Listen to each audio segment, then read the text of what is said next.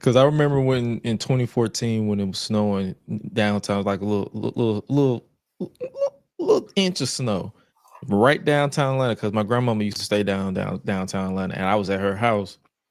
Man, I look outside the window. It's literally like backed up cars just because niggas was trying to speed through, and they crashed into the wall, and then it just backed all the way down, all the way past her apartment. I'm like, now where the fuck were y'all going? Stay the fuck home. White people with trucks, man, they think that I could do this. I came from Montana. And then they be doing that. They go into the store, buying up all the Mountain Dew and everything. That's the first thing they get. Like, I'm not lying, like cases of Mountain Dew, like they're gonna be locked in the house for like 3 years and everything. I'm like, bro. Like it's and then we don't get nothing. Like everybody walking around like, man, why did everybody take everything? I was like, you doing it, nigga. You was here earlier. I remember your face. You was just here. Yo, why is all the Pabst Blue Ribbon gone? Like who? Like where are we? All the Natty Ice is gone. It be bread. It be like hamburger and raw chicken, stuff like that. I'm like, how you gonna cook this? If the lights go out, how you gonna cook this, bro? What's gonna happen? Now, if all the rotisserie chickens are gone, you know that was us. Yeah, there you go. They $6.99. How many of these can I get? Let me get about 7. Yo, Junior, come over here and grab this one. And Hawaiian rolls, you good? Oh, you got 58 sandwiches. Grab it by the handle. Don't grab it from the bottom. If your hands start burning, don't scream at me because I told you how to grab it. Yo, grab the lemon pepper one, and then grab the regular one, and then you grab 3 more lemon pepper ones, and then you grab 3 more regular ones. All right, let's go. Break. Nah, the funny thing is they don't ever take the diet. They don't never take the diet. They always take the regular Mountain Dew and leave us with the fucking zero. Down here, they will take Diet Mountain Dew and they will feel better about themselves. If Diet Mountain Dew doesn't have like a pinch less of like sugar and all the other bullshit in it that's gonna kill you in 20 years, they're like, yeah, man, this Diet Mountain Dew will feel better about myself. I'm like, you still weigh 600 pounds, bro. They're gonna cut your foot off next month. Bro, and you know what? And they still won't drink the bottled Coke because they call it Mexican Coke. I ain't drinking none of that. I drink American soda. You know what I mean? With the cane sugar? Oh man, that's better. They be sound like they don't know that. You know what I'm saying? They don't know about no cane sugar. They don't even use brown sugar because hey, not in my country. Not in my locker room. Anything that brown sugar could do, my white sugar could do just fine. All right, my all American sugar could do just okay. All right, I don't need none of that DEI sugar in my house. All right. Get out of here with that. Yo, DEI is crazy. Niggas gonna be niggas. Prayers for LA, man. Get out of there. But I seen a picture where the Hollywood sign was on fire. I was like, yo, what was this Mission Impossible? Like, what is going on? Yeah. Felt very action movie-ish when I saw it. I was like, oh, this serious. White people don't let nobody do. You know, you have to get a permit just to take a picture with that sign, just to be up there. Tom Cruise had to go through like legal shit to do that in like one of the Mission Impossible movies. I'm like, I know, is that serious to y'all? Apparently it is, man. You feel me? Now we know. You feel me? But yeah, definitely. What CJ said, prayers to everybody in LA. Save us, Braun. You know, man. Save us, Braun is wild. You feel me? Braun having a JJ Redick. He ain't got no house no more. Help us, JJ. You the shooter. JJ, like, somebody help me. Like, yo, where's Darvin Ham? Like, I think somebody said, yo, man, we have Miss B Nasty out there. You know what I'm saying? That fires with a bit. I'm like, bro. On that one, buddy. I'm like, bro.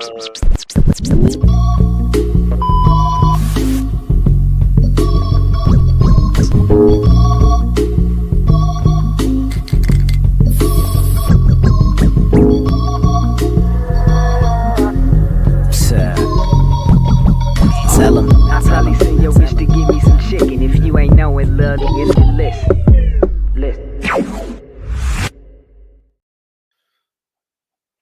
Ladies and gentlemen, people with jobs, people without jobs, middle class, upper class, high class, all that. Cat, snakes, chickens, ducks, elderly people, and twerkers, we present to you another episode of the Public Enemies Podcast. This is episode 339 of the best thing since wrestling. I go by the name, oh my God, Graham. Welcome in. Whether you are listening on Apple, Spotify, or whatever your preferred platform is. Salute to everybody that's watching live, however, on YouTube or whatever your preferred platform is, Twitter, Twitch, X, however you want to call it, however you want to run your play. But salute to my panel, salute to my esteemed panel, you feel me? Some real fine gentlemen, you feel me, that are much wiser than I, you know what I'm talking about? Start with the Waco Kid, you feel me? How you feeling today, brother? How you feeling? Great. Move this mic closer. Talked back there in the team meeting, niggas yelling at, move your mic closer, CJ. I didn't want to get yelled at next, so I said, you know what? I do it first. I'll do it right here. Set the precedent. All that, but yeah, I'm great. Great, wonderful. That's good to hear. That's good to hear. And I mean, shit, while we're here, what's up, Jizzle? What's going down? Yo, fuck you, blood. I am as good as I'm good, man. You know, can't complain. You know what I mean? By the time you get out of here, you know what I'm saying? We listen to watching. You know what I mean? Notre Dame, I'm saying the real Fighting Irish, no freestyle play. You know, but, you know, can't really complain, you know what I'm saying? As long as you alive, you know what I'm saying? Like we said earlier, praise to my people in LA, you feel me? Always. And, yeah, I'm good, man. Big action. Also very good to hear. Salute to my guy, Gresh, fresh off the first episode of Gresh Unleashed of 2025. What's going down on that side of Atlanta, man? Outside of it being fucking cold and then hot and then cold as shit again, I don't know which way is up or down when it comes to this weather. We are Gucci over here. How about y'all, fellas? Oh, let me turn my chain back the other way, you know what I'm saying, so y'all can see it.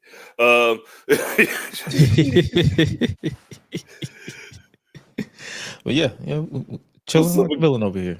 I ain't getting out tomorrow.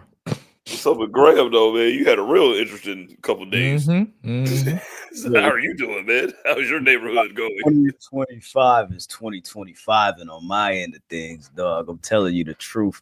I woke up this morning to my neighbor's house getting raided, getting ran through, you feel me? Bow, you feel me? Bust the door open, you feel me? Give me all you got. Get the fuck out the way. What the fuck is going on? You feel me? All I know is I don't want nothing to do whatever the fuck the Asian Mafia got going on. And all them niggas, I ain't never wanted no smoke. That's why I ain't never said nothing to nobody. You feel me? And I'm saying possibly too much right now. You feel me? But you know, hey, listen. That shit was fucking crazy. I'll tell you that much.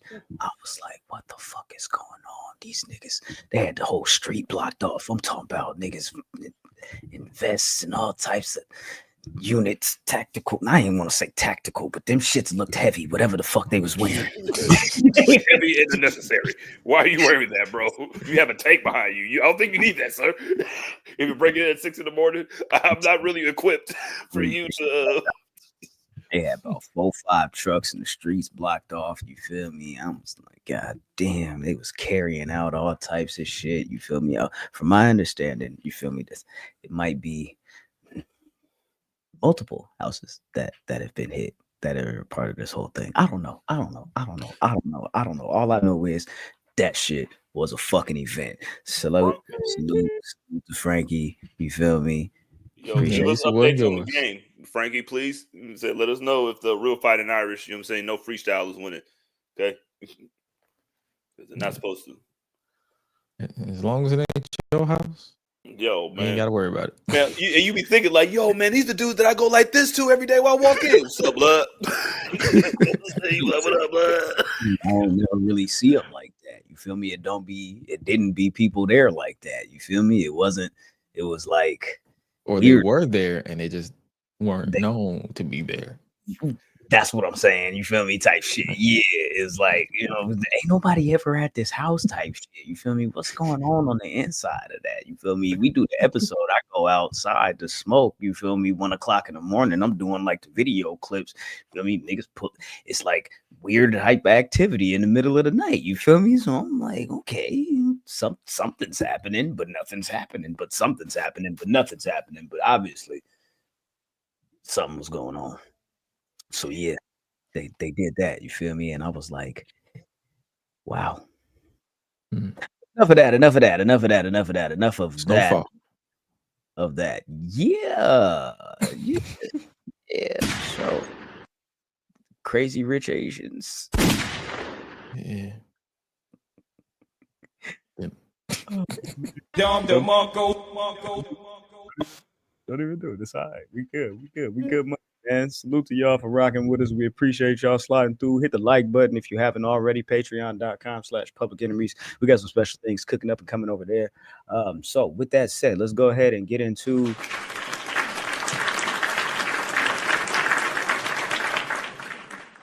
bang, bang, bang, bang, bang, bang, bang. all right. So from what I understand, there's supposed to be an amendment to the Janel Grant WWE lawsuit on the 15th of January, if I'm not mistaken. Let me grab my notes. Yes, indeed. Brandon Thurston of Post Wrestling posted an article stating that Janel Grant and her representation were going to be amending the lawsuit concerning WWE, Vince McMahon, and the like. What that will be, what that amendment is going to be, not particularly sure, but we'll follow up with you. Just doing my due diligence of covering this story. Now, one of the interesting things about the WWE is their relationship with this government in Saudi Arabia. It seems as if they're expanding that partnership, and they are going to produce the Royal Rumble 2026 from Saudi Arabia. Aren't you guys so excited about that? Aren't you guys so excited about that? Oh, This- yeah. I mean, it starts earlier. She gonna start while you at work. While I'm at work. Oh, man, I'm about to watch this on the replay. Yo, man, that's a good little play. I mean, I know they had to pay big money for that. You know what I mean?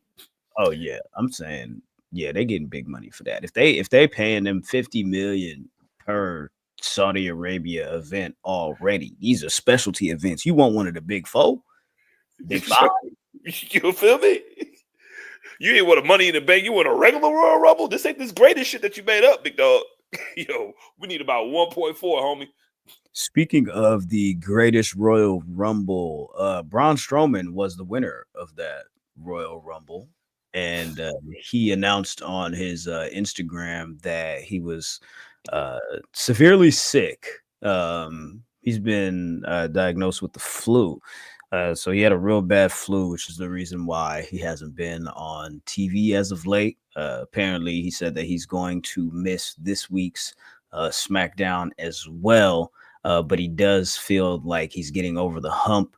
He said in the course of the last week, he's lost about 36 pounds just based off of from the flu.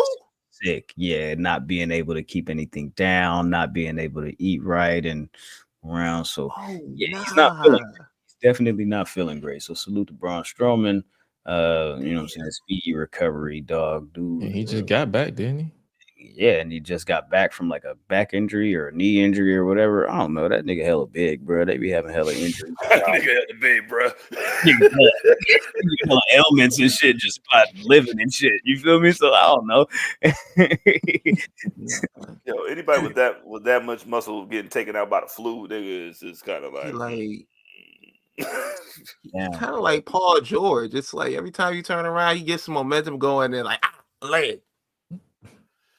My knee. Big Joel Embiid ass. Like, what's wrong with you now, dog? A flu? The regular flu? Nigga, you don't get some NyQuil and sit your ass down?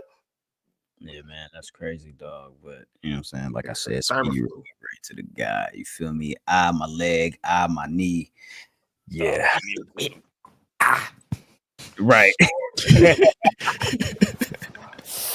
Oh, damn, man. Oh, man, I'm sweating. Oh, I need some Gatorade. Oh. I need a perk. Get a perk. Somebody get a perk. Hit me a perk. Who got perks? Who got perks? Perk angle. With the flu is crazy. I need some ginger ale. Angle got perks, and salute to Kurt Angle. Actually, Kurt Angle this past weekend was inducted into the International Wrestling Hall of Fame. That's big action, man. That's a big accomplishment, I guess. You know what I'm saying? So, salute to Kurt Angle. You feel me? 2024 inductee. They did the ceremony. He took a picture. He got his plaque. You feel me? You And see that? they hang niggas That's up a on the real hall. That's a real Hall of Fame, bro. That's the real. It's Hall of Fame. You see that joint right there? You got Bruno Sammartino on the wall. You got Bobo Brazil up there. You got Ric Flair, stupid ass. You feel? Yo, shout out to Mil Mascaris, man. You know what I'm saying? And I was Antonio about to Inoki say. and some nigga that got booed. Like, yo.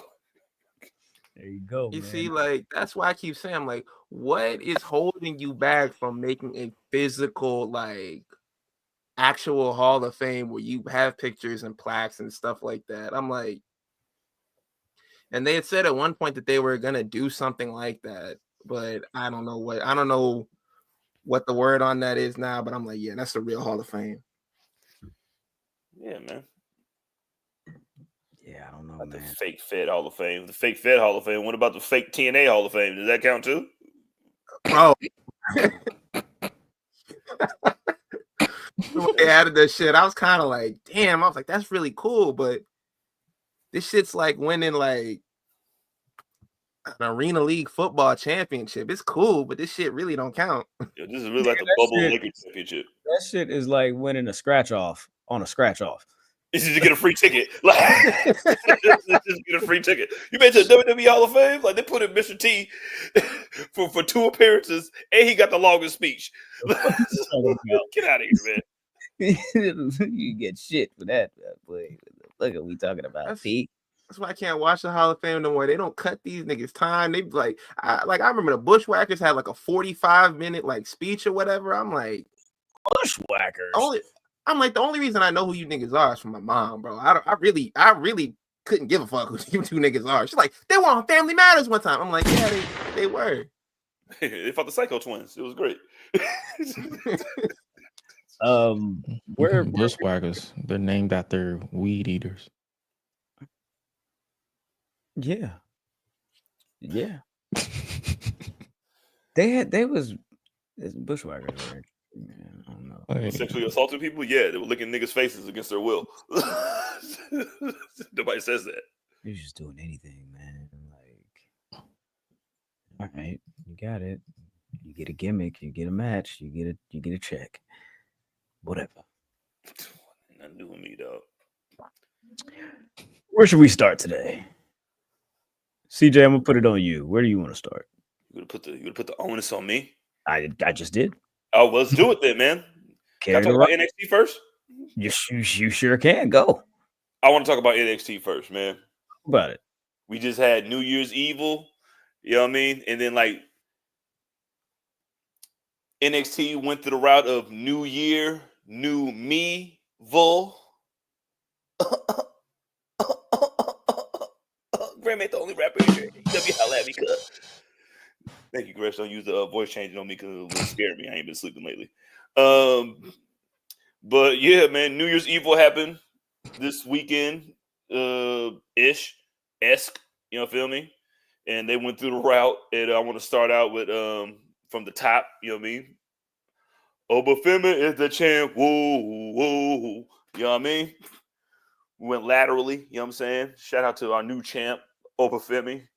We were talking about it last week, and we thought that, hey, Trick Williams ain't taking this pin. It's got to be Eddie Thorpe, right? Nah, it was Trick. Yeah. Broke my heart. They protected the fuck out of Eddie. Man. They protected the hell out of Eddie. I'm like, for what? Why? Bro, and then he had the chair, right? So that like Trick misses Oba and then hits the chair that Eddie Thorpe is holding, like he falls out the ring. And I'm like, all right, man, Trick with the bionic knee, you know what I'm saying? Must have got the same knee that Lex Luger had in his forearm. You know what I mean? Because it bent the chair and hit him, and then his knee was just fine for Obafemi to hit him with the pop-up. And yeah, man, we got a new NXT champ for the 2025, man. And I just love like the way that this is going, man, because who's going to be him? Do y'all have any idea who would you guys pick? Let me throw it to y'all. You know what I'm saying? Who will be next in line for this ass whooping that they signed up for when it comes to Obafemi for the NXT Championship? Because the women's running the show over there. Oh, you feel me? I think maybe Trick goes for it again, and maybe he pops up at the Royal Rumble or something like that to kind of like give an official like send up to the main roster. Yeah, he's gonna be at the Rumble. That'd be. Yeah, no doubt. Yeah, would go crazy. You know what I'm saying? You thought Jordan Grace got a fucking loud ass. Wesley gonna get murdered. Wesley gonna get murdered. Bro, everybody's gonna get murdered, dog. Like this, like you're gonna like we had talked about this before. Like NXT is like really struggling right now. They don't know. I don't feel like they know what they're doing with the men's like championship scene. And we already talked about it with Tony D'Angelo. It feels like he isn't even champion half the time. I honestly forgot about it until Graham reminded me last night. He was like, "Yo, Tony D'Angelo." I was like, I damn near forgot there was a men's North American title, if we're being honest. So I feel like maybe we spend a little bit more time building up and like actually like putting the surrounding the story not around Obafemi right now, but actually building up the roster. Maybe you do a tournament. I don't know. The division needs saving. Gresh. You.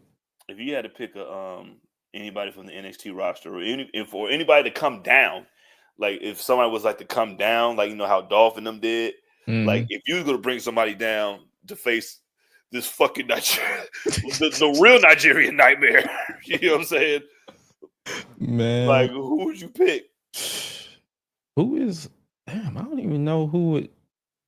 I don't even think is anybody realistically that can even come down to take the title, unless they want to just say fuck it and throw Braun Breaker a bone just because. But nah, or they can give it to the real up and comer that got that Rock guy that closed the show. Like this kid, Dwayne's a real blue chipper. All right, yeah, ugly ass vest and all.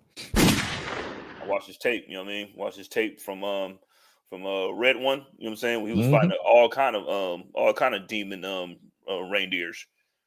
Yeah, like he was a literal main event of NXT because his daughter is running the show.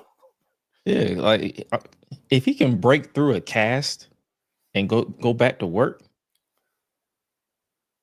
he can say and then the whole thing came off. But now, realistically, I don't like they can build somebody young to try to topple the giant. They can develop like a Deion Lennox. Maybe he has the look. I don't know. I haven't seen enough of him in the ring to know if he's like that guy, but like we can fix that. But he definitely has the look of someone that you can build up into like your next main event star. But as far as like guys that I think would be able to be top prospects for the title, I don't know. Charlie Dempsey is locked up and doing something right now. I mean, you can go back to Eddie Thorpe. Ethan Page is locked up in something with Javon Evans. His jaw's wired shut. Let me see. Keanu Carver. What happened to him? They don't really feature him that much. Bro dropped off the face of the earth. Yeah, he was in that breakout tournament and then nothing. Oh. Brainstorm. Y'all ready for this? Uh-oh. Oh, yeah. It's about to get real. Ashante Adonis. The power of the milk. The milkman? Don't nobody love milk more than Nigerians, big dog. Trust me. Oh yeah, he did fuck with Nikita. And there was one kryptonite. Bro, they really tried to push that shit for like 2 weeks. They were like, yo, she was just standing behind him backstage and shit like that. But yeah, that's about. I like he's been on Level Up.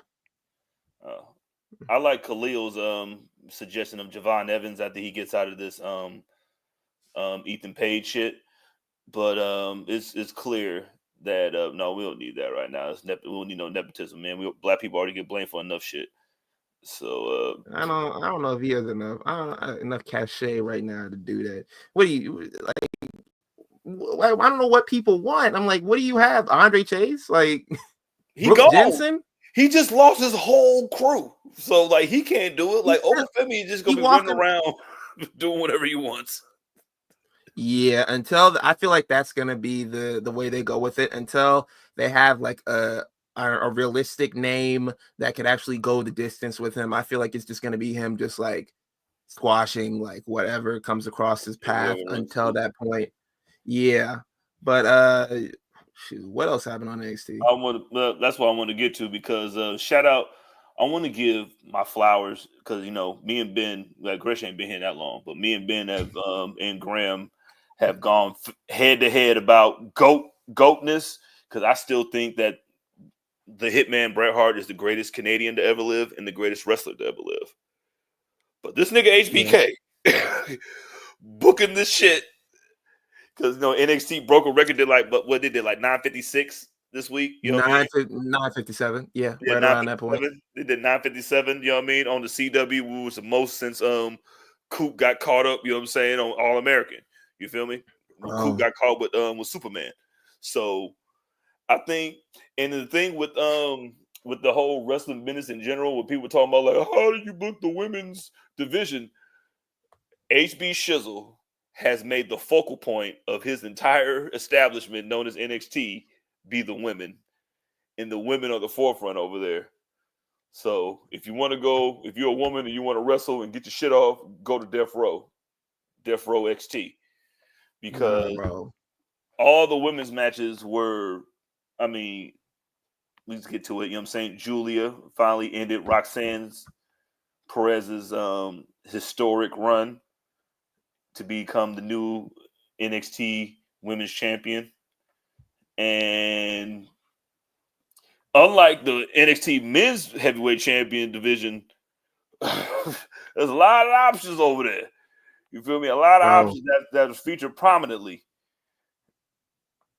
So I'll go through the list. Like she could take on let's see, she could take on Kalani Jordan, there's Lash Legend, there's Stephanie Vacure, Jakara is there, Jada Parker. I mean, I think you put the North American Women's title on her before, but Cora Jade, Gigi Dolan, Fallon Henley, Shotzi just came back. Shotzi, Lola Vice. Like, there's a lot of options for her over there. Zarya. Dog, and then because I don't know, man. I see a lot of people like pretending that they care about women's wrestling, but then they're like, "Oh, what's on NXT?" I'm like, I mean, if you care about women's wrestling, I think you should.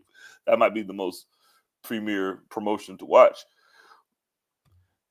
But there's a lot more to, you know what I'm saying, where you can, a lot of more same puzzle piece that you can put together and it's still gonna fit because you have we all thought that Julia was gonna win, and we all knew that Roxanne Perez, like we love the prodigy over here. Shout out to Roxanne. And she had a great, an amazing title run with a Z. And this one was particularly great because I'm saying she was doing what she had to do as a heel and as a babyface on the other run. And now, like, even she can go back and try to get that shit. She can get her guaranteed championship rematch that only exists when niggas want to get their guaranteed championship rematches. Yo, facts. But yeah, I think she comes up at the Royal Rumble too. Yeah. Roxanne, they need Roxanne. You got fucking Candice LeRae over there. Roxanne can do what she does. Time 7. I think Roxanne goes up. I think Trick needs to stay in NXT. You think he needs to develop more? For sure. Yeah, because I feel like if Trick goes to the main roster, that men's division gonna be. Do you think Braun Breaker's more powerful than Trick Williams coming up from over there that he came out right now? Yes. Yeah, that's probably why they had him down there as long as they did, because like Braun Breaker was down there for like a minute. And then they put him in, like, he was just doing side quests. They like had him in the rivalry with Baron Corbin, then they were in a tag team, and then they were feuding again. Like, they just had him down there just like doing stuff. I feel like maybe you do that with Trick Williams until, I don't know, maybe around SummerSlam, and then you can consider like, okay, bringing him up with that type, with those call-ups that they do around that time. I think you keep him there for another year. You don't have a men's division down there. You might need somebody for Oba to feud with. You need to build that.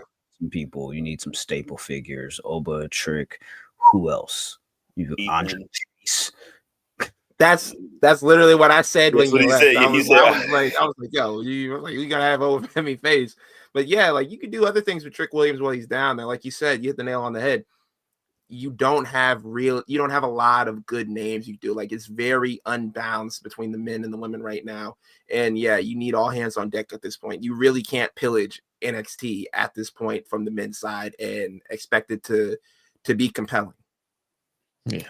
And eventually HBK got to fucking just like, you know what I mean, just pull rank on this nigga Paul. Like, yo, man, listen, man. Remember when you was mad when Vince was taking all your people? All right, what else we got on NXT? It's been almost 10 minutes. What you got? Damn, we got 10 minutes NXT. Shotzi and them won. Shotzi and her team won, and she pinned Fallon Henley, the North American Women's Champion. You know what I'm saying? So that sets up that they can fight. Plus, when Ava is so Stephanie chaotic as won the GM. fucking. Like, girl, She's like, yo, Stephanie fucking won. fight, nigga. Stephanie won. She's like, and Shotzi just say, yeah, I pinned the champion too, so I should be number one contender.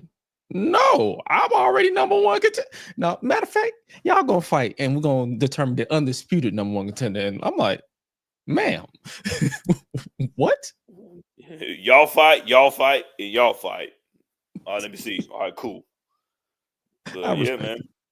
That's it. Yeah, man. That's all NXT about was NXT, man. We got new titles everywhere. There's nothing wrong with starting with a new clean slate. So yo, shout out to them, man. The Rock was drunk. Drunk. That's about it.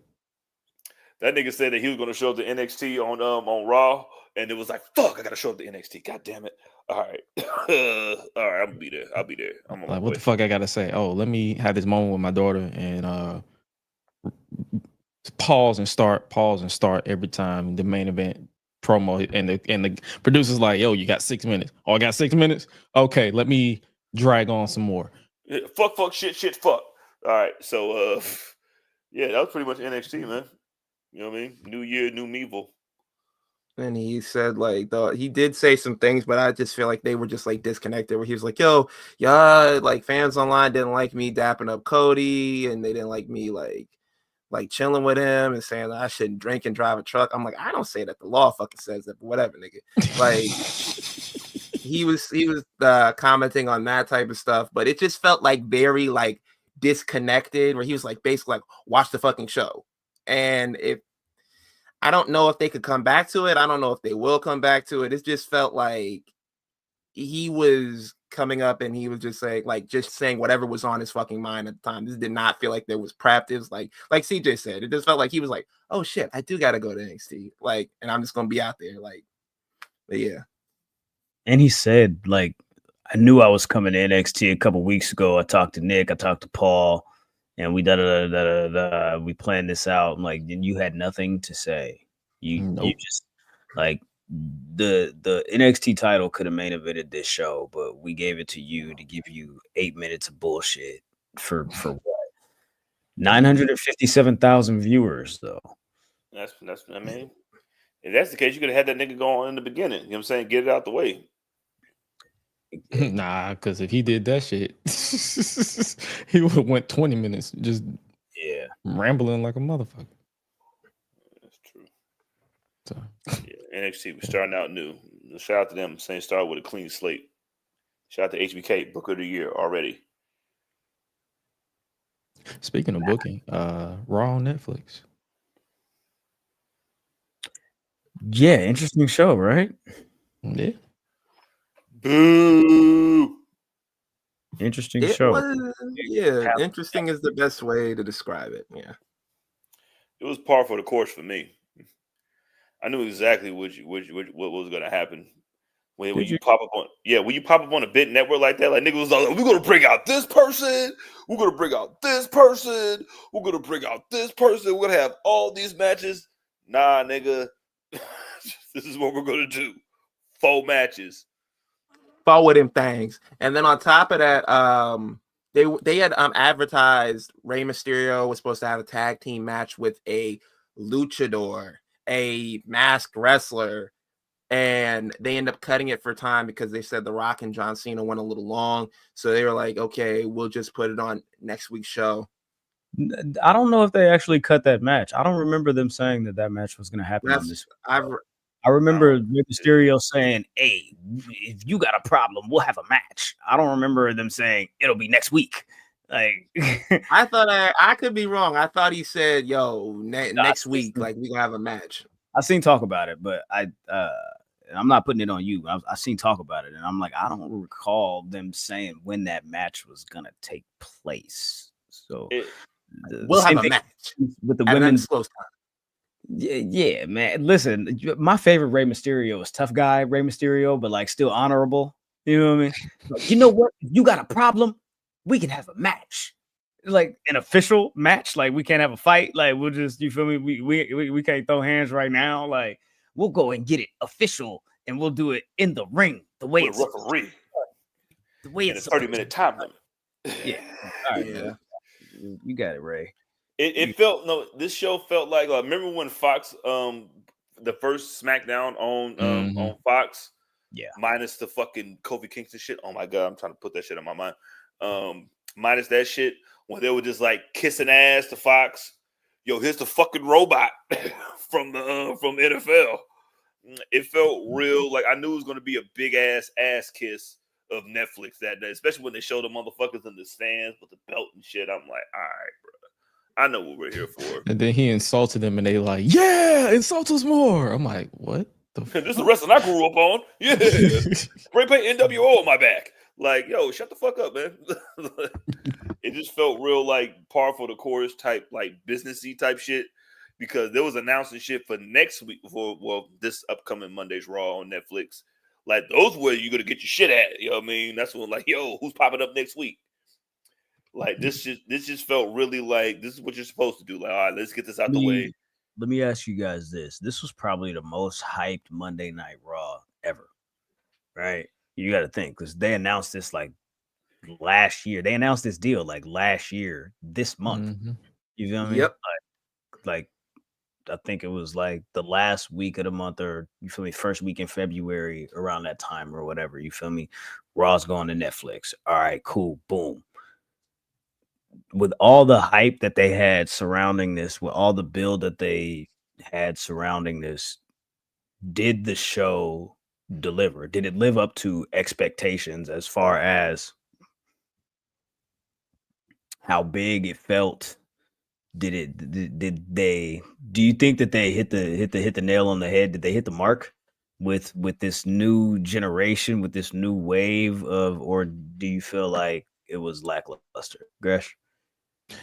If as far as hype and everything goes, you had your Raw 1000s, your Raw is 30, those were hype as well. But this one, yeah, I feel like it definitely did live up to the hype of a new home. As far as me and my expectations, I expected it to be pretty much full of like bells and whistles, pomp and circumstances, testing the water on new production, as well as the way that every match felt like a culmination of whatever story that they was telling, as opposed to, because they didn't leave us with anything to be like, okay, outside of like, okay, the match they announced, they didn't leave us with anything like, okay, now this story is going to continue. Nope.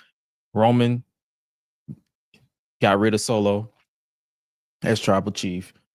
Rhea Ripley finally conquered Liv Morgan, and CM Punk bested Seth Rollins. Even though I would not be surprised if they run that back at some point down the line. We can definitely talk about that over time, but yeah, overall, it definitely felt like it lived up to my expectation of it being a bells and whistles, pompous circumstances type of Raw. But as far as like me being a part of the core audience, do I feel like they could have done more? Yeah, but I'm not gonna be like, oh my god, this shit was ass. Ben, what was your biggest takeaway from this episode of Raw? Biggest takeaway I would say, like outside of like everything that went on, is the fact that they reached their goal of doing what they wanted to do, and that was to just basically show off like what they could do on the new network, and they cut down on commercials and all that, and we're giving people an experience that they said that they wanted. So I feel like they hit their goal. But the biggest like segment that had the biggest takeaway for me was probably John Cena.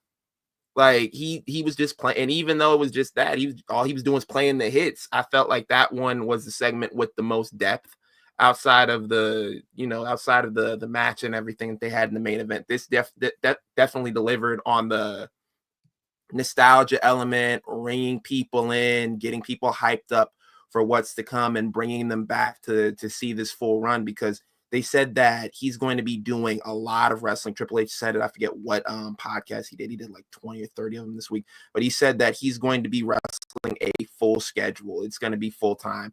And for him to basically to say that he's entering the Royal Rumble for like the third time that he's announced that he's going to be in the 2025 Royal Rumble, but it doesn't matter because it's John Cena. I feel like that was the segment for me that I was like, okay, like this is where we're going.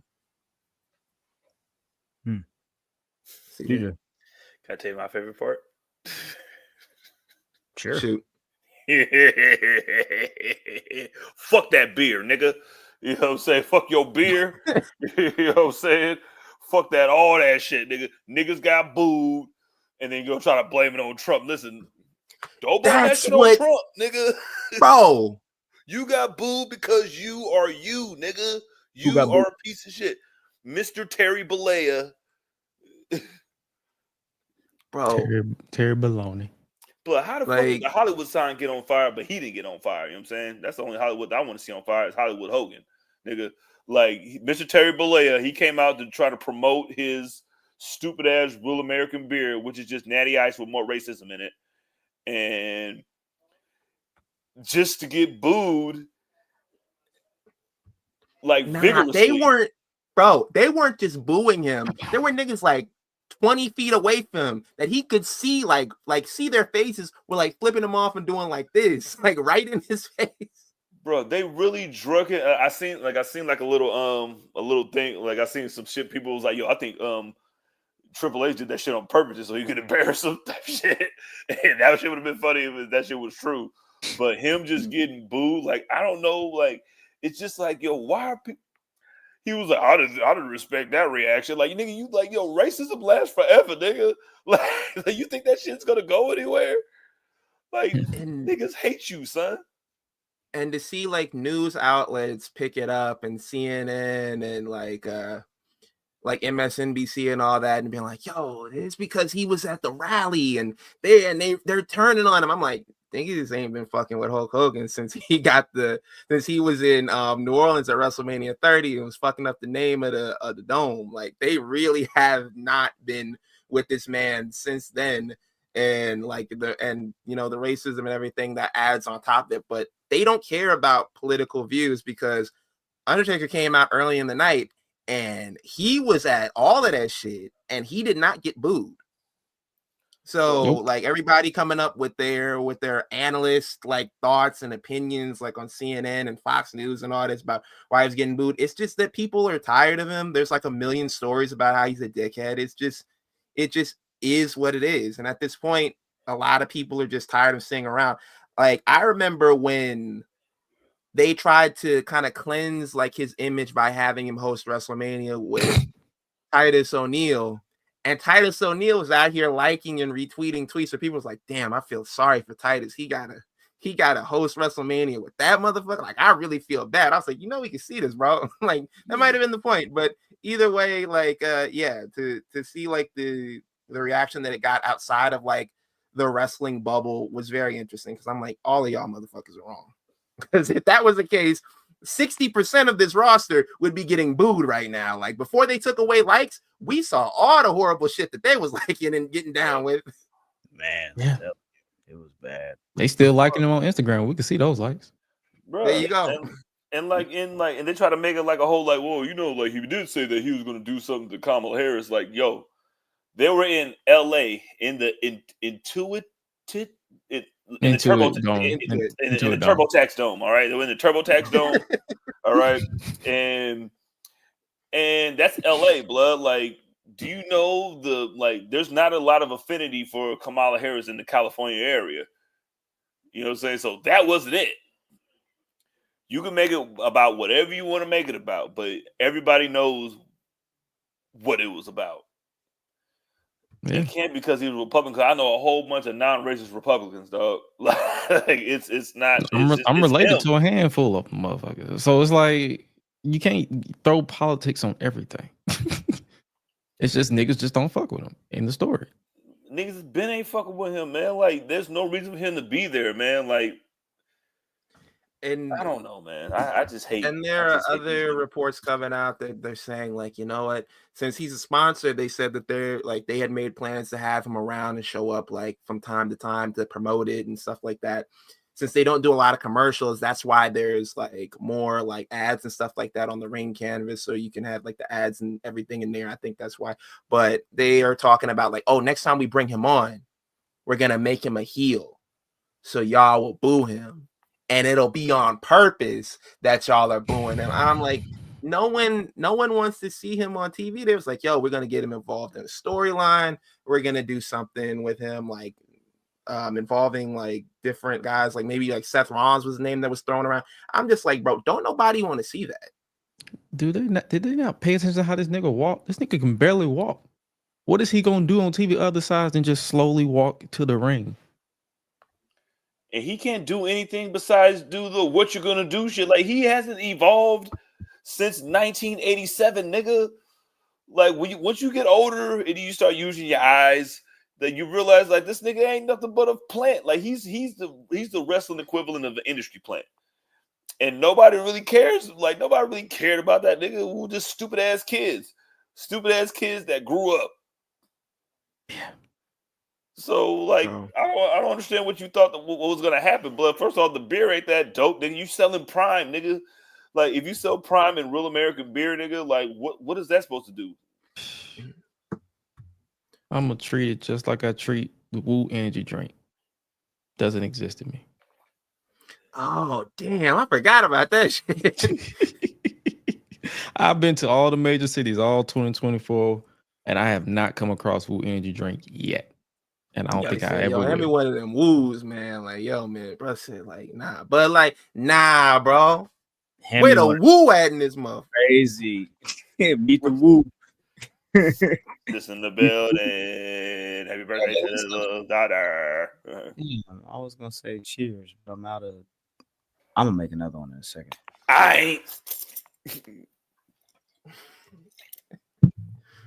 Happy birthday.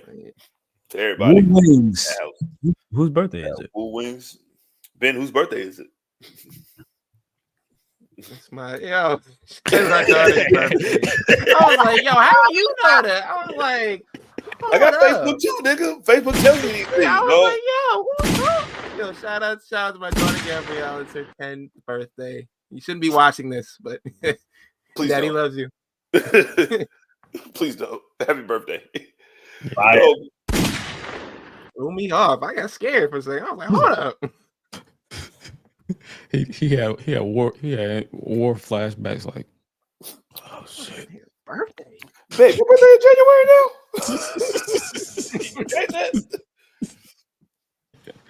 Oh man, but it was really good to see Hulk Hogan get exactly what he deserves, and it still wasn't enough. You know, how was everybody feeling about the main event? Did the main event live up to anybody's expectations? We were talking about the card that was announced to us with the 4 matches, and we was like, which one would have more nefarious means? And we said that it would probably be the tribal combat over the main event, which ended up being the main event. Banks, gang. And I mean, we exactly what we thought. Like CM Punk versus Seth Rollins, you could tell that probably should have been one of the big four, like a little thing. But why not throw it on the Raw on Netflix, the first one where everybody's bitching about, because it ended definitively, but not really, because Seth got in his own way. You know what I mean? Like he usually does. He was saying talking his shit, trying to beat a nigga with his own move, and it was just. I think it told a good story to where the fact that they could fight again still, especially when beef don't last forever.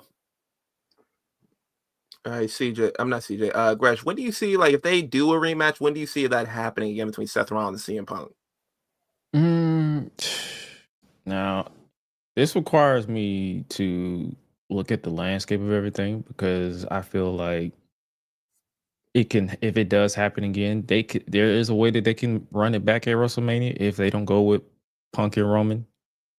They can definitely put the title involved as well. It would unfortunately require Gunther to lose the title, but I could definitely see them running it back at WrestleMania at some point, especially for the match that they were supposed to have last year before Punk got injured. But with the roles, but I could see with the roles reversed, with Punk being the champion and Rollins coming in like pissed off that he couldn't stop the new rise of CM Punk, and he just becomes obsessed with winning the world title. Oh, I could see that would be. I wouldn't mind that, kind of like you could have CM Punk deny him like a rematch, and you could have sort of like an Undertaker, Shawn Michaels like sort of thing go on, where he's obsessed with getting that match and going through everything that he possibly can to get the rematch at WrestleMania. I would be down for that if they don't go with the Roman and CM Punk match at WrestleMania. But as far as like for me, the hype of the match and like the grade and everything like that definitely had good moments. Like CJ said, they definitely told a story, and I think CM Punk will definitely use what CJ said, like basically like, yo, you didn't beat me. I was the one who defeated myself. So there's definitely room for a rematch, and I feel like if the story is good enough, you can probably put a stipulation on it, to freshen it up and make it more interesting. But I feel like if they even just wanted to go for a regular one-on-one match, I feel like it could work. Yeah. And the way that it kind of worked out and shit, because like you said, Seth could be like, you didn't beat me, I beat me. Like, no, nigga, I hit you with 2 GTSs, nigga. I beat you, nigga. Like, it was and I had to me. try to wreck the check on you. Nigga, it was me, nigga. Like, I'm not in control of what you do, bitch ass nigga. But when it comes to me, I won. Because the reason why I say that involve the world title, because Punk literally said during the build of this, he said, "You have nothing that I want," and he just beat you. So he's like, "Bro, I just want the." It would make sense to me that he goes after the world title, and then Seth Rollins just sees this and becomes just angry, like just fucking obsessed. Like, what the like, I should have stopped you, but I couldn't. So now I'm gonna do everything I can in my power to make sure that title that you have is mine again. Because you're the reason why I don't even have it, because you screwed me at Money in the Bank. Like, there's so many ways they can go with that. Yo, CM Punk becomes the Gaslight King. Yo, shout out to J Champ. They said, I see Punk winning the Rumble this year, and because of it's going where it is, the Rumble next year, he may face Cody. I mean, yeah, that's a whole year from I now. I don't want to see that, to be honest with you. Him facing Cody, I don't want to see that. I don't know why. It's just not something that I've just like in my head just been like, okay, that's an interesting match, an interesting dynamic. I mean, you can make it work. I don't know. I've never really seen it on this level with the way that Cody is right now, and the character that he's adopted. We've seen this match in the past before, but never with this type of like this character build or whatever. So like, I'm not interested in it right now. But if they build it correctly, I could be over time. I think Punk just gaslights these niggas like the same way he gaslit Drew McIntyre. Drew McIntyre was like, "Ha, I'm happy that you got hurt. I still won, nigga." Like I think he's just gonna gaslight Seth to be like, "Listen, you asked for this and you still lost, nigga." When I first came back, at War Game 2023, and you were so mad and you wanted to fight me, but you were the champ and you lost, and then I had to help Damian Priest to get the belt that you lost. You still lost, bro. He It's like, your fault, not mine. you I want- just showed up. You want to talk about me being not being a father? You go home and be one while I go be champion. Yo, for real, you know what I'm saying? And that was crazy. Yo, man, I'm a father. You wouldn't know nothing about that. I'm like, come on, bro. Okay, nigga. Congratulations, okay. nigga. That's money in your pocket. See, now if CM Punk says, is that a world tour or your girls tour, he gonna be mad. You know what I'm saying? Because he really gonna be mad. Yo. As far as like I don't know, I don't know what they're doing with The Rock as far as the storyline. Like we said about him, like his promo on NXT, I don't really think he knows what's going on as far as like what his involvement is going to be at WrestleMania, because he starts off the show and he's, you know, cutting this promo and everything like that, and you know they're like he's talking to Cody, they're chilling or whatever. He's like, yeah, tell Mama Rose I said hi and all that shit. Then after the match, he walks down and they have this like kind of camera angle where you can see Roman is like chilling in the corner and you can see The Rock walking down. At that point, I was like, okay, they're going to pull the trigger on whatever they're doing. If they're going to do Roman and The Rock at WrestleMania, I feel like now would be the time to pull the trigger on that, and you get your 3-month build.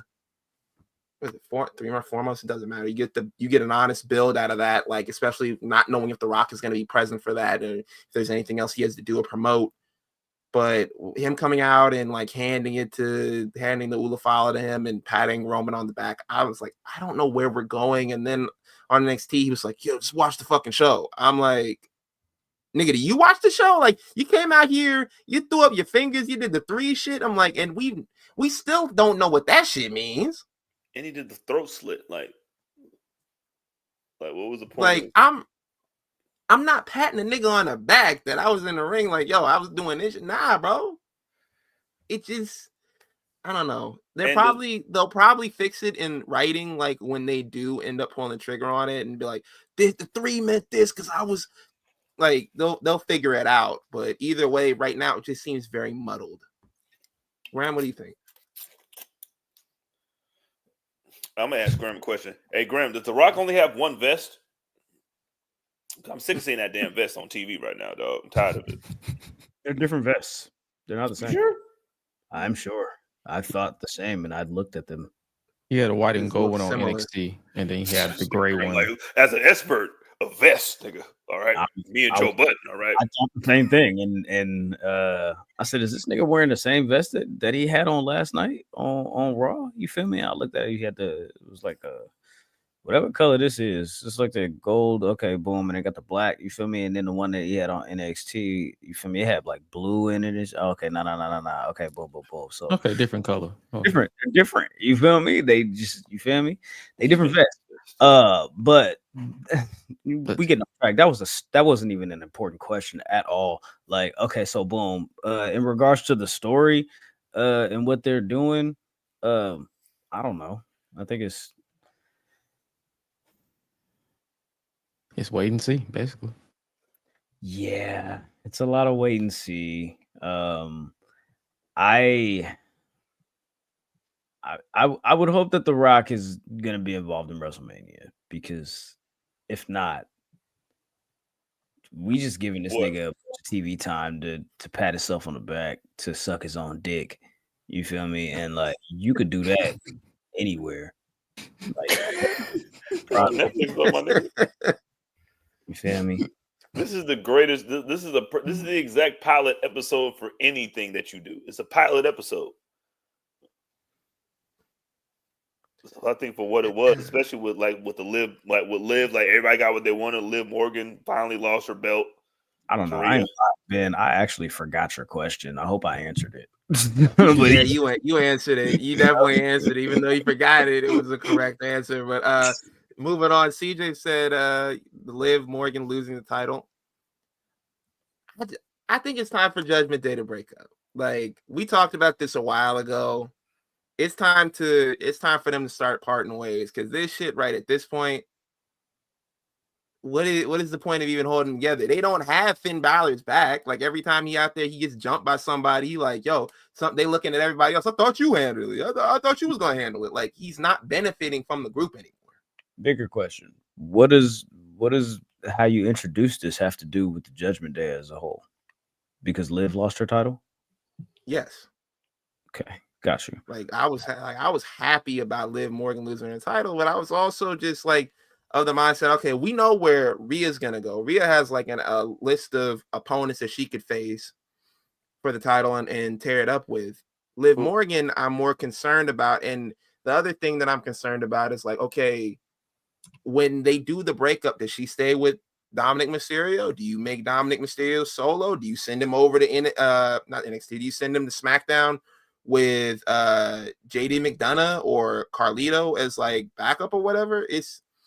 I don't know where they should go with this, but I just know they shouldn't be together anymore. They're not gonna break up yet. You know why they're not gonna break up yet? Shoot. They got a feud with the Wyatts. Oh yeah, you're right. They did their family wrong, and they got a feud with the Wyatt Six. What family? Finn, Dominic, JD, Carlito, Liv or Raquel, Howdy, Eric Rowan, Dexter Loomis, Joe Gacy, Nikki Ash, or Nikki, whatever. What's her name? Call of our slave name. Nikki Cross, but Sister Abigail. Nikki Cross. I don't. Group sucks, man. This nigga's on hot and cold, nigga, and we're like 1 week. He's like, yo, man, I like what they're doing. These are the worst niggas to ever be formed together. I hate these niggas more than the Odysseys. Don't do that. Don't do that to Graham, nigga. Don't do that to Graham. That was me that was saying that shit. That was me. Oh, that was you, nigga? That was me that was saying that shit. No, that was me. That was also me. You was like, man, these niggas suck. But just because I liked one thing that they did, don't mean that overall I think the shit is dope. I think the shit is fucking trash. You feel me? Hey, salute to you for, you feel me, carrying on your brother's legacy, but you fucking suck. Oh my God. Emotional damage. It started out so good because they worked the Who's got the emotional damage? Just the nigga that's actually trying to play the role of his man. I ain't gonna do too much. Okay, so mask is trash, boy. That mask, oh my God, bro. That mask is what. Hey, you see the Kanye 530 video? Yes. Kanye 530 video with the big ass fucking weird ass fucking mask, little shits on. That's what the Uncle Howdy mask looked like. A bunch of fucking bullshit with these fake ass white nigga dreads. You feel me? Like, oh my God, P. Like, get this shit the fuck off my TV. Get this shit the fuck off my phone, tablet, whatever the fuck. How the fuck you want to stream Netflix, nigga? Get that shit the fuck out of here, P. They did say his ass to see you niggas. They did set his ass up with that wig though. Like, bro, just have him wear his regular hair. Nah, fuck that. I'm not putting that shit on WWE. This is we giving you the. That's the makeup. I'm talking about. That's the whoever did the makeup fucked them up. Rob Fee, all them niggas that's kicking it, trying to make this shit linear and make this shit copacetic and make this shit feel like it's supposed to feel like this shit. Boo. I want to refute this, but I don't really have the energy tonight. You really can't. I mean, like, it's boo. My God. Okay, you know but what's crazy? You know what's crazy? This shit is making me interested in carrying Cross. Wow. Oh my God. He been killing it. Why is he the real winner out of all of this shit? I don't know, but he's been doing really well. Like he's definitely like grown on me as well with the way that he's doing things and the way that he's kind of like reeling like the Miz in and like talk shit behind his back and they talked on the episode, like they had like a little segment together when the Miz was talking about John Cena and like trying to shit on him, and he was like, yo, you got to fight the Wyatt family. He's like, I'm not doing it. And they kind of did a Bugs Bunny like run around thing. Like he's been really showing off a lot of personality, and yeah, he's definitely the winner of this whole thing. Yeah, man. Raw on Netflix did 4.9 million global viewers. You feel me? For their debut, net. You feel me? All that bullshit. What is it? Inaugural event on Netflix averaged 2.6 million households live plus a single day in the US, according to Video Amp, which is 116% higher than Raw's average 2024 US audience of 1.2 million households and higher than any other Monday Night Raw broadcast in the last 5 years. The event also more than doubled the adult 18 to 49 audience versus last year. I mean, I guess as opposed to the youth 18 to 49 audience. What the fuck are they saying right there? Young people. Nigga, that's 17. Young Nigga, that's people, 17 and 99 100s, nigga. Nigga, ain't no everybody that's 18 to 49 is a fucking adult. What are we talking about, P? Like what are we talking about, ma?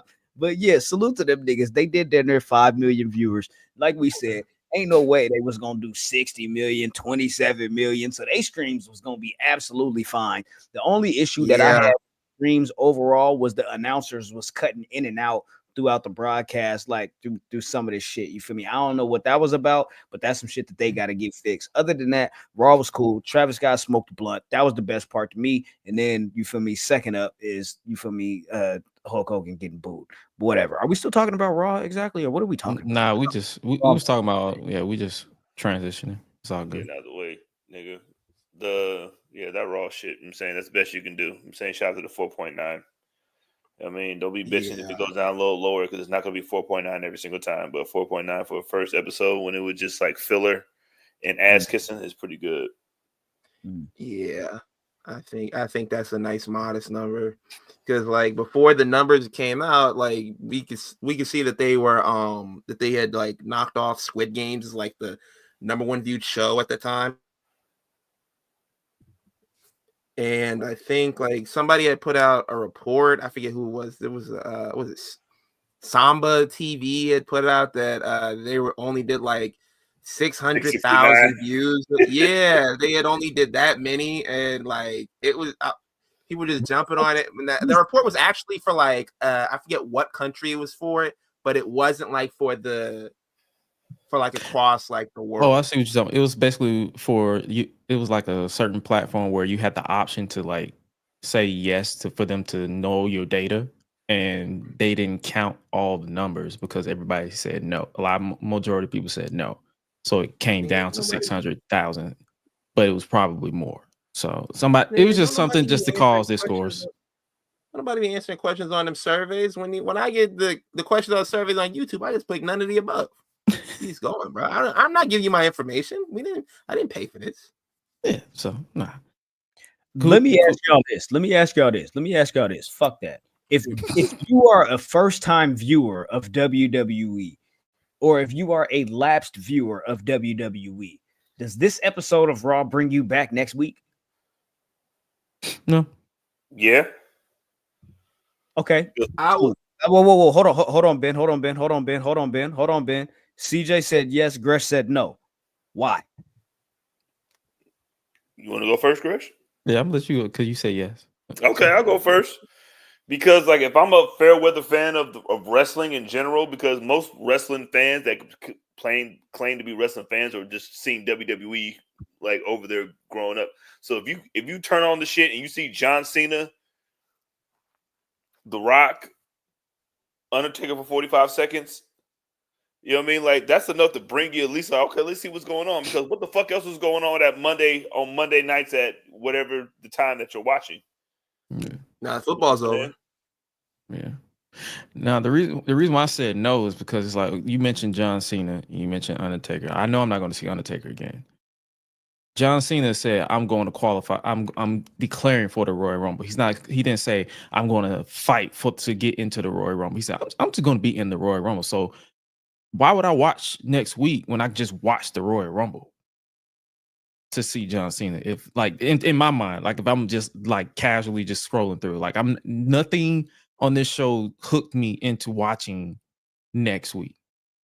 That's why I was saying everything felt like a finale more so than like, hey, welcome to the new show. Like you know when you watch like I'm using this example because I just started watching this over the holidays. Attack on Titan.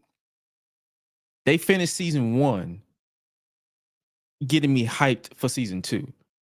I'm like, okay, nothing on this show made me like, okay, let me tune in to see Rhea Ripley again. I'm like, oh, okay, I could just watch her on YouTube if I'm scrolling, but nothing hooked me to say, yeah, I'm gonna come back. That's all. Let's bring up G Nation. Wildcard game is on Monday. Hey, is there a That's really wildcard game right. on next Monday? What about the Monday after that? This nigga. But as far as like if talking about this following week though. Yeah. Would you rather watch Raw? Or would you rather watch something else or the wild card game? You feel me? Did they hook you enough to bring you back playing next week? You feel me? That's the question. You know what I'm saying? I think with them being on Netflix, it's easier to watch it again. You know what I'm saying? So even if you missed it, you can watch it again. You know what I'm saying? Without no hassle. So for those people that said if you're a fair weather fan, okay, if I see John Cena, if I see The Rock, if I see The Undertaker, do you expect to see John Cena, The Rock, The Undertaker next week? No, but you'll tune in to see if they do show up because who might show up, and then you just see some shit that you like. Like, blood. Once they roll out Penta out there, nigga. I think George Kittle's gonna be on Raw next week. I'm gonna just put that out there right now. I think. Yeah, we're in San Jose. It's like I'm just saying if they want to make a big splash and they want to continue to make this Netflix shit boom, you feel me? You hit George Kittle. You feel me? He was on the Netflix receiver show. You feel me? He definitely ain't doing shit. Boom. Yeah, exactly. His season is over. San Jose is, you feel me, a few blocks away, you feel me, from Santa Clara where the Niners play. You know what I'm saying? So he's in the area. If he's in the area, you know what I'm saying? The nigga got shit going on. I'm not gonna say that the nigga just at the crib chilling. But what I'm saying is it would make sense. We have a large Hispanic population here in the Bay Area, so for them to that's right, he be doing this shit. Yeah, so that's the whole thing. You feel me? You put Penta on. You feel me? In San Jose, where there's a large Hispanic or a Latino community. You feel me? As far as crowd that might be in the actual audience, the viewing audience is gonna fuck with that because Penta's fucking dope.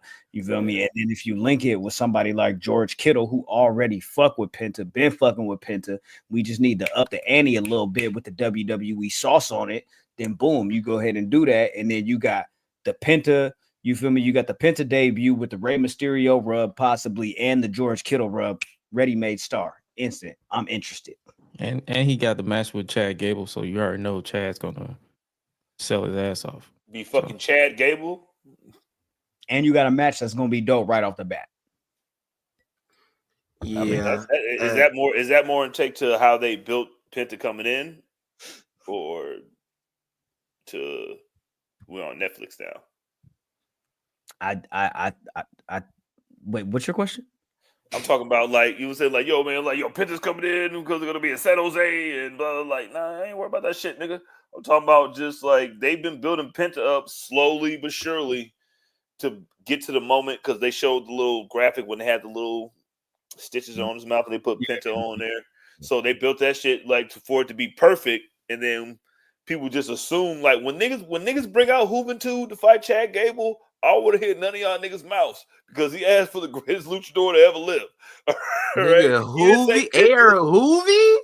Listen, man, the juice is loose. When he comes out in an OJ Simpson jersey to fight Chad Gable, I don't want to hear nothing. And then Penta comes out. Nah, I'm just playing. But I just think I like this. The way they built it. I like this point here. G Nation says, I don't think wrestling matches hook casuals. They don't. I agree. I don't think they do either. And that's basically what I was talking about. They didn't give you a story either to hook you. Yeah. So Netflix? That's what I mean. So where was the cliffhanger? Yeah. Niggas stumble upon shit on Netflix. I watched Thanksgiving on Netflix, and that shit was rated 1.5 stars. All right, like it's not about what's going to hook you. It's just about. No, that's basically what I'm saying. I'm not saying that if I'm watching casually, I'm looking for like I'm not going to stumble across it. I'm going to stumble across it because it's on fucking Netflix. It's literally as soon as you pop up, they're like, "Hey, Raw on Netflix." What is that? Oh, is that who is that? Roman? Who is that? Like you're gonna see that. But I'm talking about like as far as like if I'm a casual viewer, that's like okay, oh that was cool for a 1-time show or 2-time show. After a while, I'm going. If you don't hook me every week, I'm gonna be like, well, whatever. I'm gonna stick to being a casual. For the Yeah, niggas that that's ain't where I got feel like a cable, lot of their audience would be built up with people like watching some of the replays and be like, oh shit, I haven't seen WWE in years. Let me check and see what's going on and what's this about. Like I feel like that's like more so when they're gonna build it up. I feel like next week we'll probably see a more realistic number of what they're used to. Because a lot of people probably saw this like for like, oh, let me see like what the aesthetics look like now that they're on here. Even and like you have some people who are like I said, oh shit, I haven't watched wrestling since like 2010. Let me see what they're doing right now. Yeah, And people probably check it out in their free time. To close out on this topic, because we've been talking about this for a minute. Like I think that the visuals and like what they did with like some of the camera work and the angles, I think a lot of that shit was really, really dope. And I think that this was that introduction episode where it's the big, like CJ said, it was the big pat on the back with the the Netflix executives and all of this and that, the third. You feel me? I think just as we had that transition period when they dropped from 3 hours to 2 hours, we're going to get this awkward period between 2 hours and 3 hours.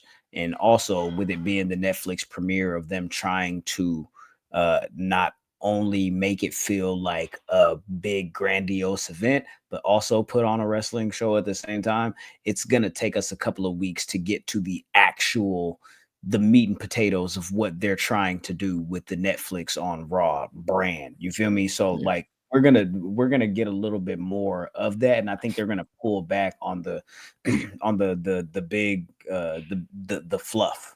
You know what I'm saying? Yeah, the filler.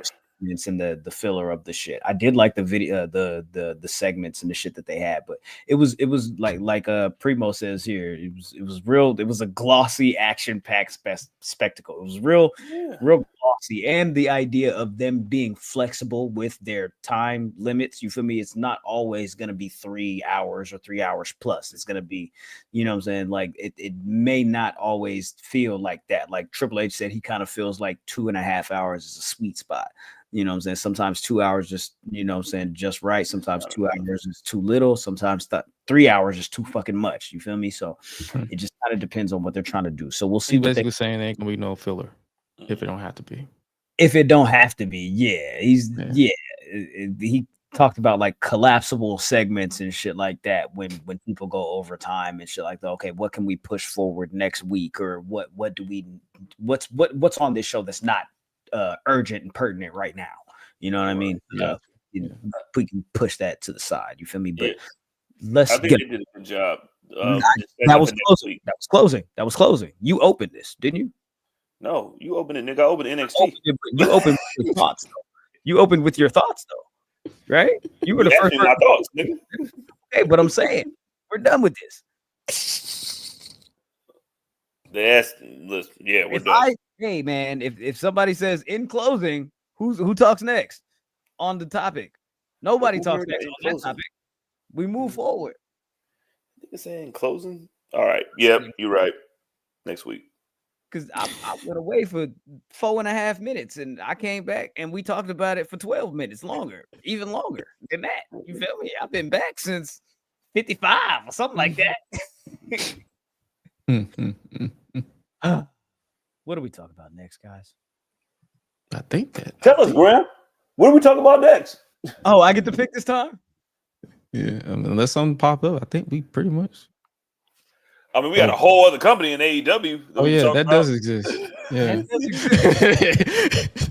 All Elite Wrestling exists, right? You see, Ben left the program. Talk about AEW.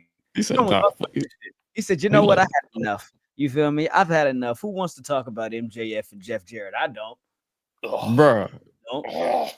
I ain't gonna lie to you. As soon as I saw that, I zoned out the rest of the show. I'm like, no, what are we doing? What the fuck are we doing? MJF versus Jeff Jarrett in the year of our Lord 2025? CJ. Yes. When they talked about the Bidding War 2024, when they talked about MJF was this generational talent, did you have any inclination that after we went through this hellfire and brimstone of this Adam Cole feud, that we would end up here against JEFFJARRETT Jeff Jarrett? This nigga got a tattoo to fucking fight Jeff Jarrett, nigga. He got a tattoo to fight Jeff Jarrett, nigga.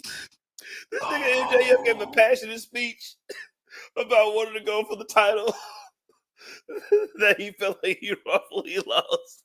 And Jeff Jarrett was like, nah, blood. I can't wait to get alone with my baby tonight.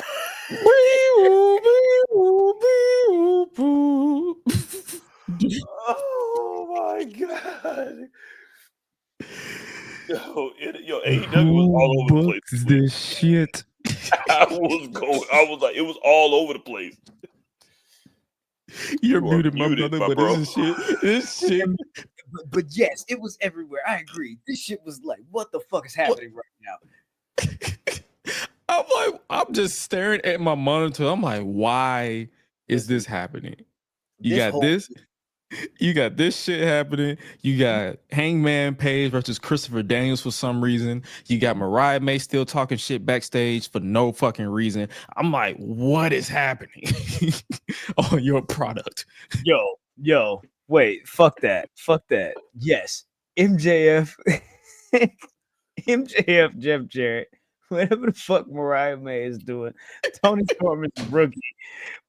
The Kenny Omega is going to fight Brian Cage. Like, I don't understand. All right, man. So let's get into it, bud.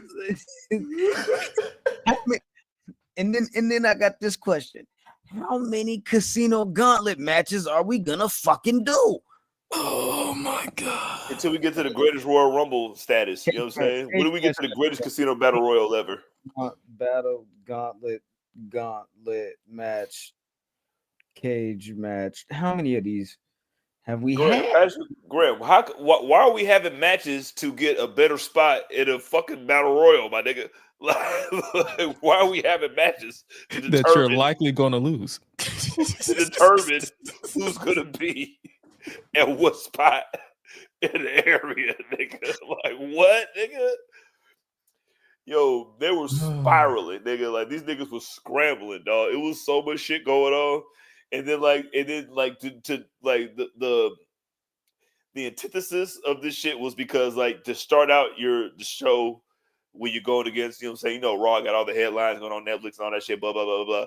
So, like, you started off with, like, yeah, we started off with, you know what I'm saying, Hangman, you feel me? Yeah, nigga, what's up? We started off with this. We started off with a great start.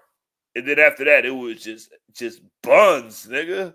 Like, what are we doing, nigga? Like, all this shit is buns, nigga. Like, you want to have a good match, I feel it, nigga, but it was just a bunch of shit.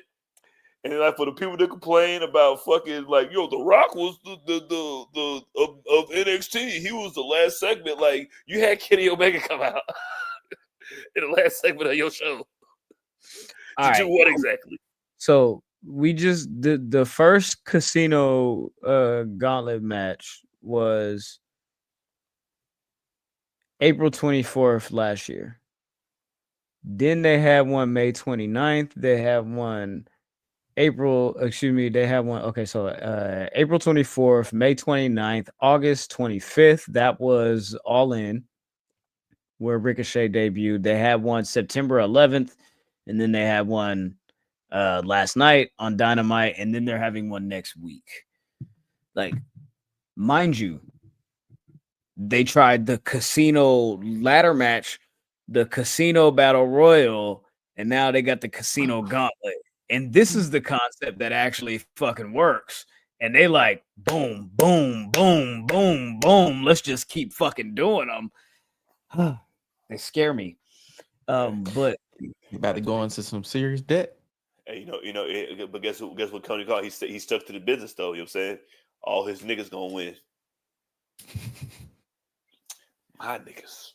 Powerhouse Hobbs won the Casino Gauntlet match on Dynamite this week, which means next week on AEW Dynamite, which is titled Maximum Carnage, he will face Jon Moxley for the AEW World Championship. By the way, check out the Powerhouse record on Apple, Spotify with myself and Righteous Reg. I'm just gonna throw that pitch out there. Anyways, so here go fucking promote himself.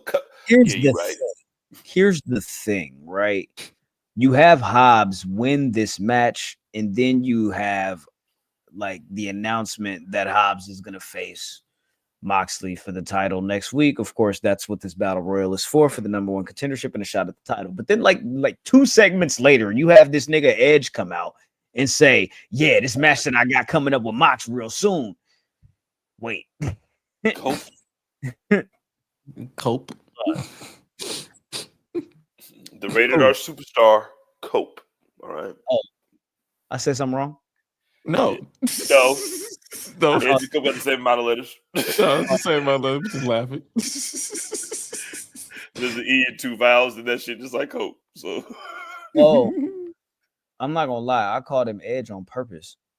I know. That's what I'm saying. We got to cope with Cope. Calling that nigga Cope. If you wanted to be Adam Copeland, cool. You could be Adam Copeland because that's your name. But I'm not your partner. I'm not your friend. I'm not your homie. I'm not your cousin. I'm not your neighbor. I'm not finna call you that. That's stupid. I don't either love or respect you, nigga.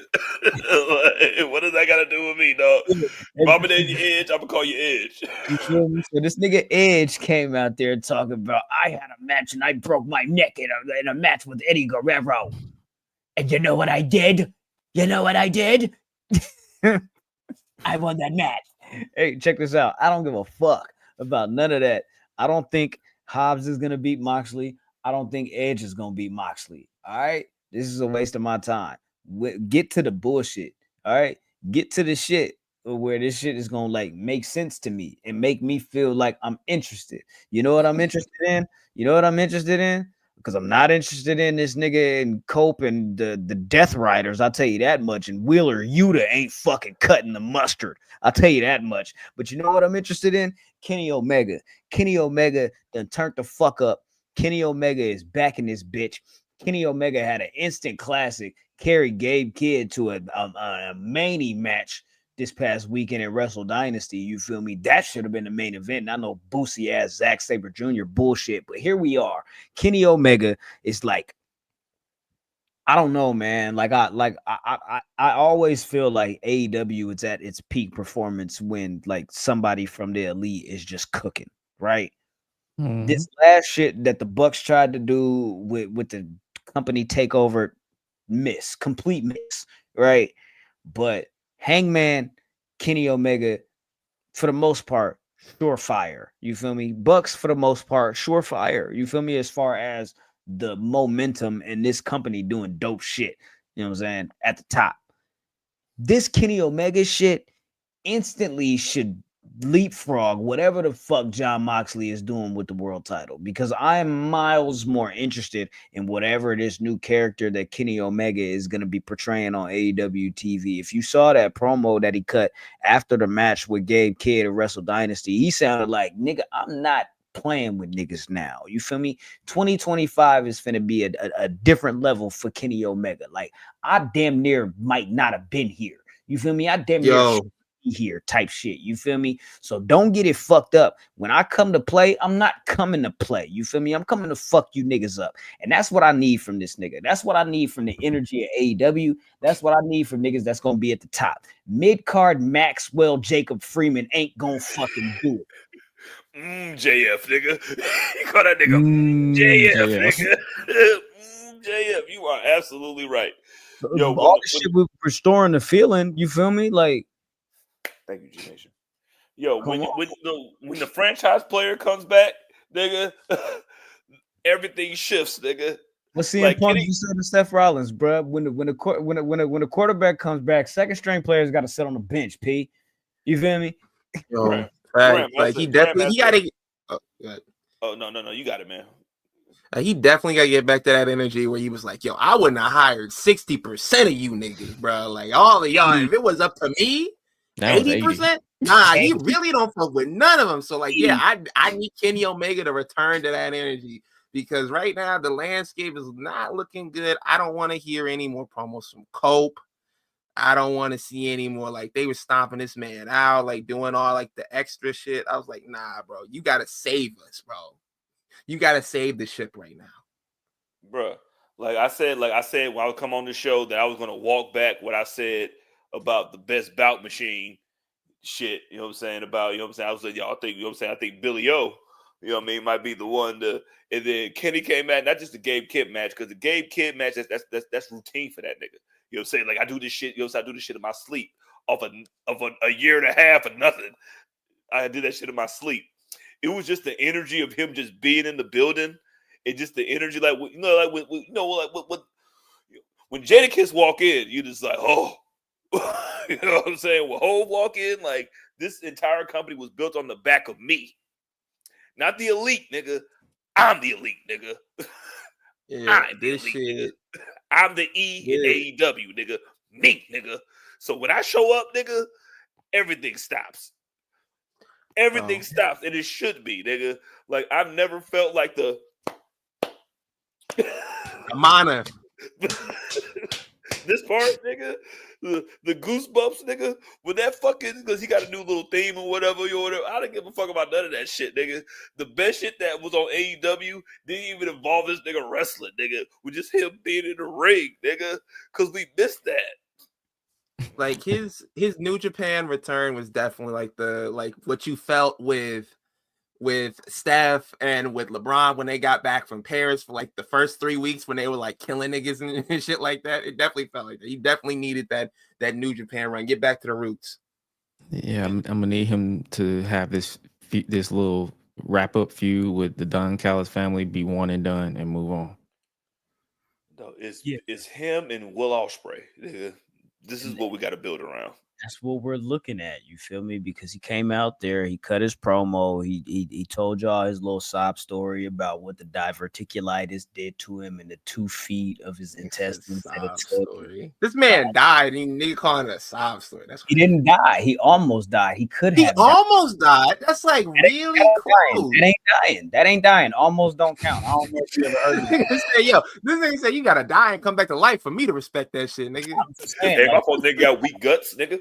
He's dealing with facts. So here we are. Kenny Omega told y'all his story. You feel me? It was a sob story. You feel me? It was what it was. You feel me? It was emotional. It was a tearjerker. It wasn't a knee slapper. It was something that made you feel something. It was supposed to, at least. You feel me? So boom, he did his motherfucking thing. Don Callis came out there. He tried to say something. He said, "Well, look who's back from the dead." And this nigga Kenny Omega wasted no motherfucking time. You feel me? And jumped on that nigga instantly. I beat your bitch ass. You feel me? That big ass scar that you got on your motherfucking head from that motherfucking screwdriver, I put 16 of them on you right now, bitch ass nigga. I paint your face. You feel me? So that nigga was tripping. You feel me? And then he got jumped by the Don Callis family, as y'all talked about. Y'all feel me? So next week, you feel me? Of course, as mentioned, Kenny Omega versus Brian Cage. And this is what we need. We need Kenny Omega back on AEW TV weekly. You feel me? Weekly. Put that picture back up. No. Pull it back up. I did not I'm not gonna lie to you. When they showed that graphic, I did not know who that nigga was until I read the name. I said, "Who is that?" Brian Cage. Nigga, that's the situation. I did not recognize that nigga. Yo, facts. I was like, yo, niggas, like, who is that? Mike, the situation. Can I tell you something I bet I didn't know? Can I tell you something I bet I didn't know? Brian Cage won a match on Collision where he won $100,000. What? Damn right, I didn't know it. 100K. Well, I don't watch Collision, so that tells me. What the fuck would I need to come to work for next week? And why the fuck do I need this nigga Don Callis if I just won $100,000? I don't need you niggas. That's true. Yeah. So with Don that, Callis ain't never get that nigga 100K.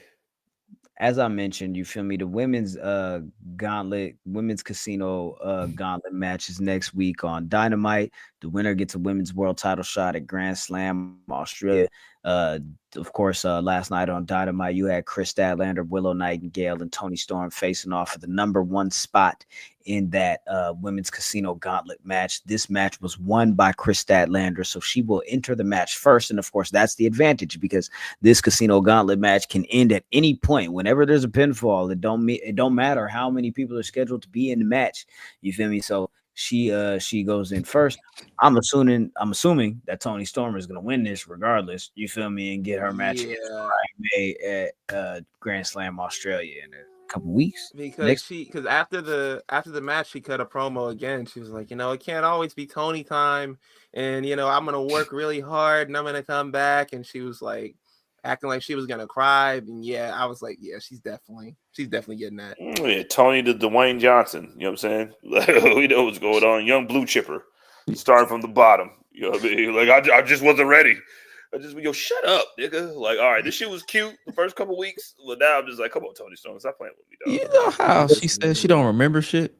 My bad. Go, please. You know how she said she don't remember shit?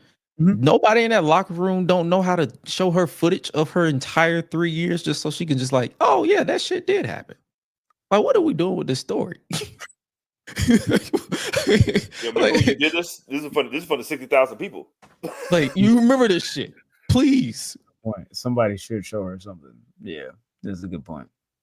I didn't even think about that. Somebody should show her something. Like, connect the dots for me. Like, yeah. For sure. Like, somebody bring up to Renee, your husband is on bullshit right now. Like, I just want.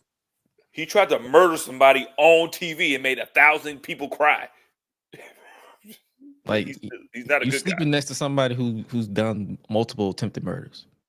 I mean, he did it to Kobe. You know what I'm saying? We applauded that. You know what I'm saying? Because he's in an identity crisis. He's trying to let him know what he is. Yeah.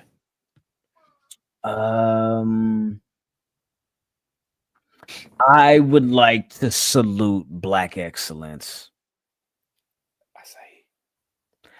I would like to salute Mercedes Moné. The belt collector era.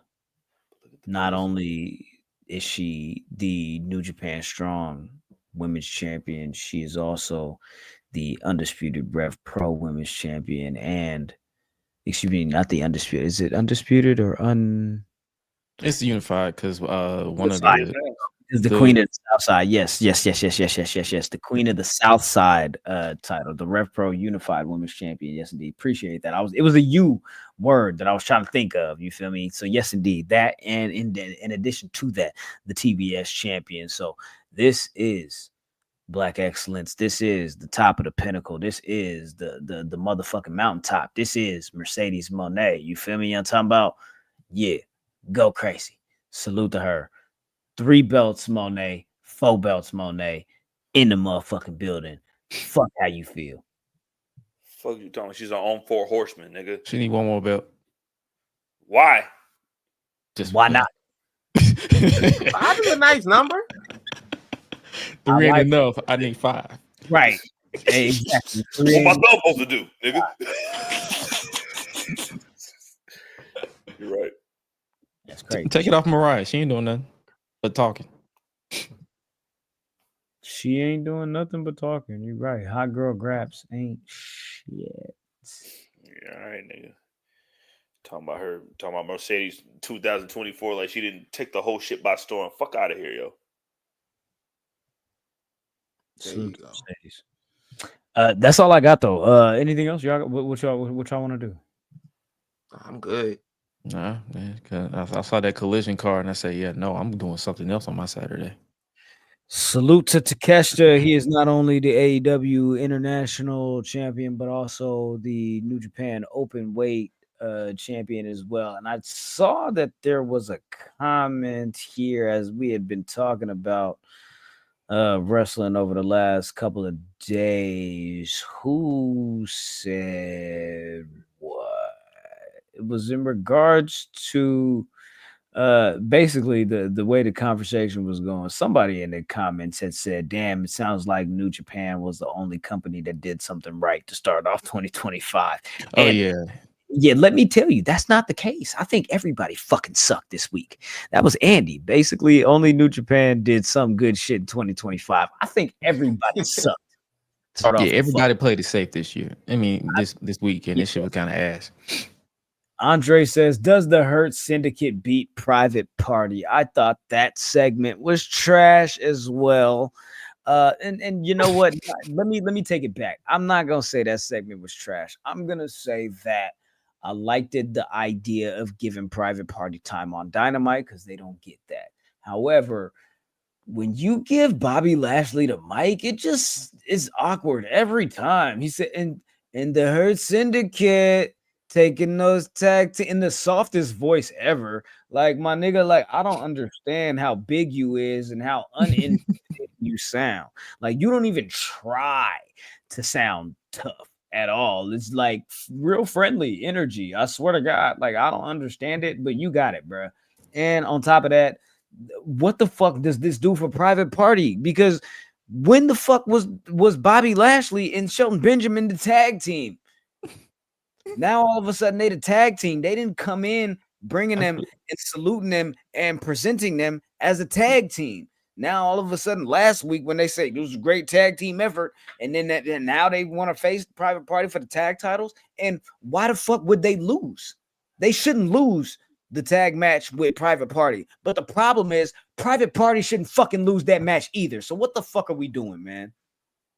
I'm irritated about shit like that. That's why I'm not gonna lie to you. That's why I didn't bring it up, because I'm mad about it. It's not fair. It's not fair to Private Party, because it's not like you're running out of tag teams. You're gonna put these niggas as a fucking tag team. You feel me?